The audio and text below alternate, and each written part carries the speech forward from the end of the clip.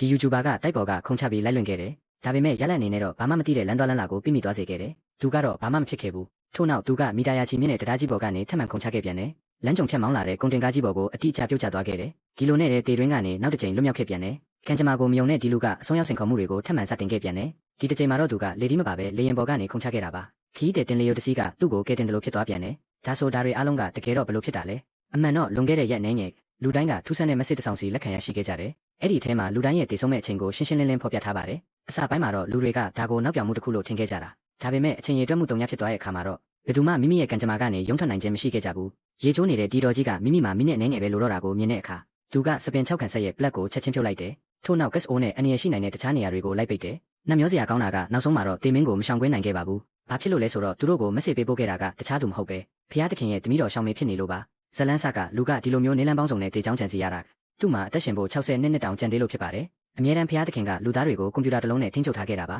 အစပိုင်းမှာတော့ဒီကဘာကြီးကဟာလာဟင်းလင်းဖြစ်နေခဲ့တာဒါကြောင့်ဖျားသခင်ကအာဒန်နဲ့အီဝါကိုဖန်ဆင်းခဲ့တယ်အဲ့ဒီနောက်မှာပဲလူသားတွေတိုးပွားလာခဲ့ကြတယ်မိမိကိုယ်တိုင်စိတ်ပျော်ရွှင်ဖို့အတွက်သူကလူသားတွေကိုဒုက္ခပေးဖို့ရည်ရွယ်ချက်ရှိနဲ့ဘေးအန္တရာယ်တွေကိုမကြာခဏဖန်တီးလေးရှိတယ်ဒီလိုလုံးမှာပဲသူ့ရဲ့ဝါသနာကိုဖြည့်ဆည်းပေးနိုင်မဲ့ပုံပါပဲဒါအပြင်သူကစိတ်ကူးညံတွေကွန်မြူပြီးလူသားတွေဒုက္ခရောက်မဲ့စီးမြဲဥပဒေတွေကိုရေးသားခဲ့တယ်ဥပမာရေချိုးနေတဲ့အချိန်ကျမှဖုံးကမြည်လာတာမျိုးကျမ်းပြင်ပေါ်ပြုတ်ကျတဲ့ပေါင်မုံကရိုးတုတ်ထားတဲ့ဘက်ပဲမြေကြီးနဲ့ထိတာမျိုးစူပါမားကတ်မှာငွေရှင်းတဲ့အခါတခြားတန်းကလူတွေကပုံမြန်နေတတ်တာမျိုးပေါ့ရှောင်းမေကဖတ်ခင်ရဲ့လောက်ရက်တွေကိုသိရှိသွားပြီးအမြန်ဆုံးလက်လျှော့ဖို့ဖြောင်းဖြခဲ့တယ်ရလက်အနေနဲ့ကတော့ရိုက်နှက်မှုကိုပဲခံခဲ့ရတယ်ဖတ်ခင်ဖြစ်သူကနောင်တမရပဲစွန့်မိတ်လုပ်နေတာကိုမြင်တော့ရှောင်းမေကလူသားတွေကိုမိမိဘာသာကဲတင်ဖို့ဆုံးဖြတ်လိုက်တယ်သူကအကိုဖြစ်သူယေရှုမှာနင်းလန့်ရှိမလားဆိုပြီးမေးမြန်းခဲ့တယ်အကိုဖြစ်သူကသူ့ကိုလူပြည်ကိုသွားပြီးတပည့်6ယောက်ရှာဖို့အကြံပေးခဲ့တယ်ဘာဖြစ်လို့လဲဆိုတော့သူ့မှာ12ယောက်ရှိနေပြီမို့လို့ပါဒါဆိုရင်18ယောက်တိဖြစ်သွားမှာပါ18ဆိုတာကတော့မိခင်ဖြစ်သူရဲ့ကံကောင်းခြင်းကဏ္ဍဖြစ်ပါတယ်သူမိခင်သဘောကျသွားရင်ကဘာကြီးကိုပြန်လဲထိန်းချုပ်နိုင်ကောင်းထိန်းချုပ်နိုင်လိမ့်မယ်ဖခင်ဖြစ်သူလည်းကဘာကြီးကိုတယောက်တည်းအုပ်ချုပ်နိုင်တော့မှာမဟုတ်ဘူးဒါကြောင့်ရှောင်းမေကမှတ်တမ်းထဲကနေကံကောင်းသူ6ယောက်ကိုဂျပန်ရွေးချယ်ခဲ့တယ်ထို့နောက်လူသားတွေထံတေဆုံးမဲ့အချိန်ရည်တွက်ခြင်း message တွေကိုပေးပို့ခဲ့တယ်